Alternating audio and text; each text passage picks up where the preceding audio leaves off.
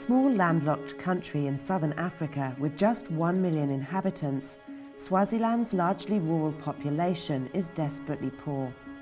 Subsistence farmers make up 70% of the country's population, with the vast majority living off less than $1 a day. Agricultural productivity has been declining here for 2 decades, due in no small part to Swaziland having the highest HIV infection rate in the world. While prices of food and agricultural inputs have been rising, the country has also suffered several years of drought caused by climate change, all threatening the ability of Swaziland's rural poor to feed themselves, which is why the European Union has given €14.2 million to the Swaziland Agricultural Development Programme, or SADP, aimed at revitalizing agriculture in the country.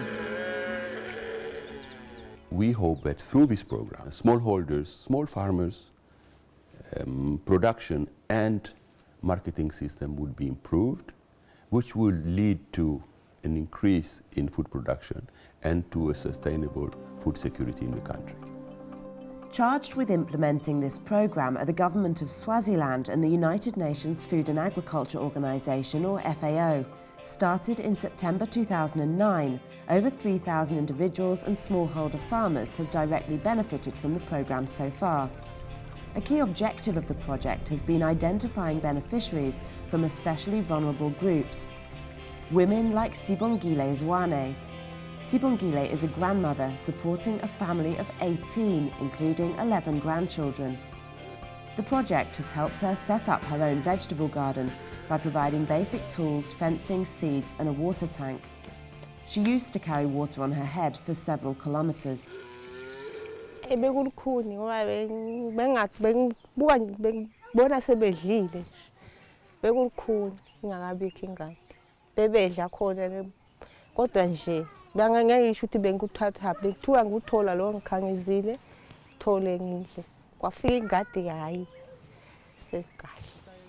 Sibongile is one of 10 female beneficiaries in this village. The women are trained in how to grow their own seedlings and vegetables. They're also given training in food processing, preservation and nutrition. They've benefited a lot because in some of them they didn't have anything to eat, but the backyard gardens have provided them with food. Some of them they even extended such that they sell the excess to generate extra income for other items that they can buy.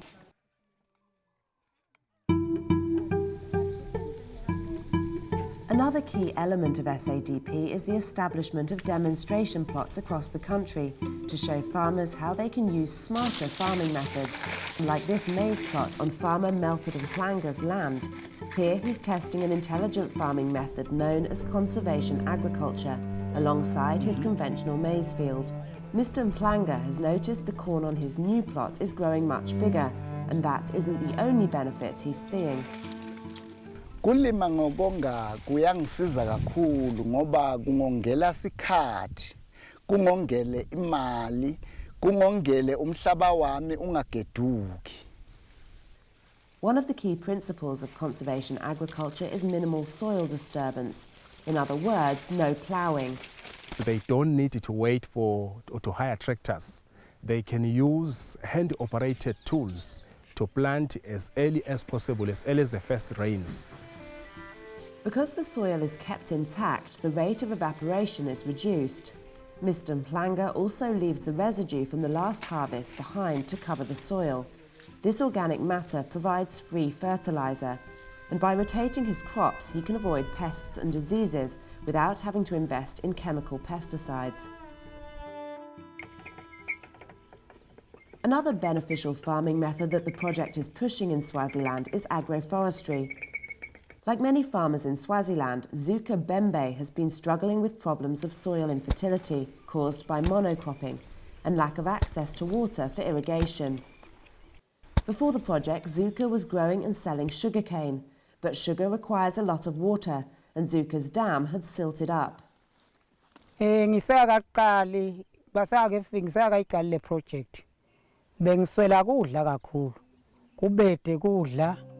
Uthola ukuthi into letiningi letfaka ekhathi ukuthi ngibe nemali bengibade ngide imali. So ke kwakulukhuni kuphila ngaleso sikhathi. Now, the project has introduced him to agroforestry, which requires less water. Zuka was given seeds to plant pulses and vegetables which will grow in the shade of fruit trees once these infant trees have reached maturity. He's also planted nitrogen-fixing crops such as pigeon peas and sun hemp that improve fallow land while providing fodder for his animals.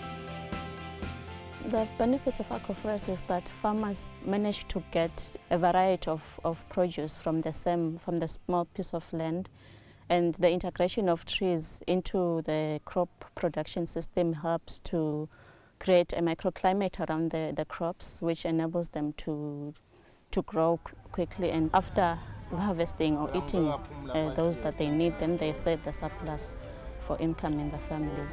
Zuka hopes the money he's earning will be enough to fix his dam and buy irrigation infrastructure.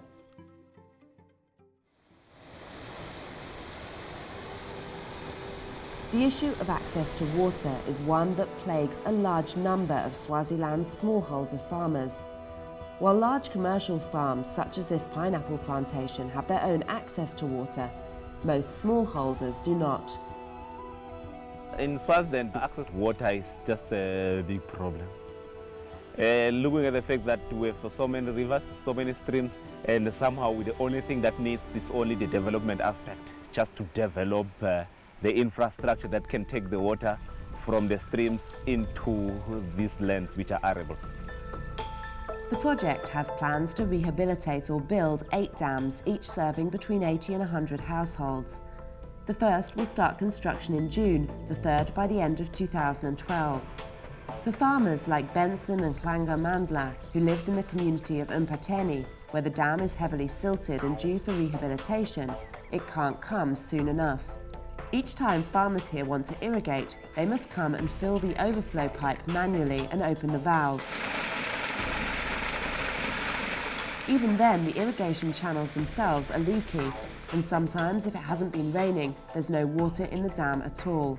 Uma idamu lethu lingalungiseleka kahle liphile libe yilo njengoba sifisa kube ngakhona siyethemba ukuthi lapha singaphila kuphila impela ngoba nathi lamandla siyoba nawo lokuthi sizimisele ukuthi sisebenze njengoba vele sizimisele singaba ke nawo nalomdlandla ngoba sithi masisebenza ngale ndaba yalamanzi nalomdlandla siyasisho ukuthi siyalimala ngani ngoba siyathenga kuphele lezi zinto kodwa siyoba nomdlandla omkhulu uma ngabe le damu lingasebenza lapha siyophila khona.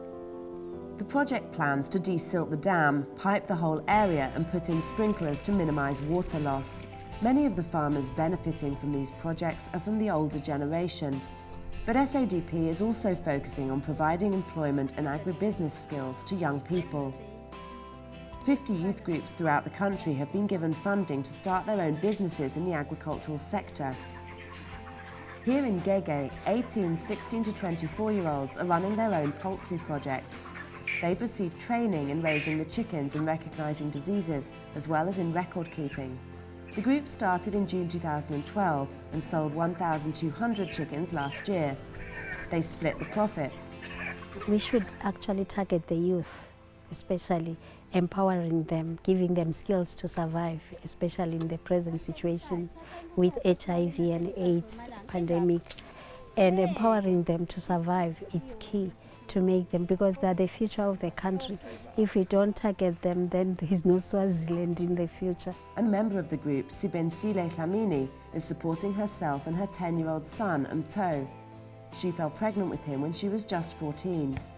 Umprotect kakhulu because vele mina ngikade ukuthi ngibuke na umfalo ngimkhulisa so vele nation vele ungafuza khasaningi ude bo form 5 kude bangakuthatha khona but le project ngokuthi ayikhethe ukuthi ufundzile noma wakafunda ngicaba ukuthi ngelo tangisida ukuzokhona ukuchubana nempilo nemfana ngibone ukuthi ngena ezinami nebatali bami kumbe nami sengabendela something if le mali ine. More than 3,000 people have benefited directly from SADP to date. But the project is only halfway through. We expect about 10,000 smallholder farmers to benefit directly from technologies that are advised by SADP. But of course, practically, you could multiply that number many times because of the indirect impact that we would have. However, Swaziland's government believes that further outside help is needed to achieve the ultimate goal of long-term food security. We are looking forward to the foundation that is being laid by this program to be sustained through other programs that must follow. I think if we had a program that would come again and have another 5-year program, we can really achieve the transformation that we want to see. The SADP has already helped smallholder crop and livestock farmers in many pockets of the country improve their production. The next phase of the project is to help these farmers to commercialise and get their products to market, as well as to expand the project's reach to thousands more farmers. If these steps can be successfully taken, then it will help the project achieve its ultimate goal of increasing equitable economic growth and development, but also ensuring a broad-scale, sustainable food security and better life for Swaziland's rural population.